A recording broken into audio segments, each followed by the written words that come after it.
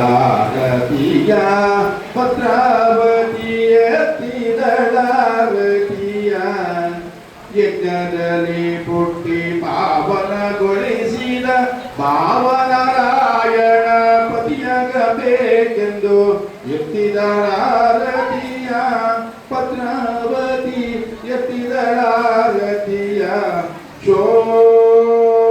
ಶೋಭಾನೆ ಎತ್ತಿದಳಾರತಿಯ ಭದ್ರಾವತಿ ಎತ್ತಿದಳಾರತಿಯ ಶೋಭಾನೆ ಮಾರ್ಕಂಡೇಯರ ಕೂಡಿ ಕಾಲ ದುರುಳನ ಕೊಂದ ಭಾವನಾರಾಯಣ ಪತಿಯಾಗಬೇಕೆಂದು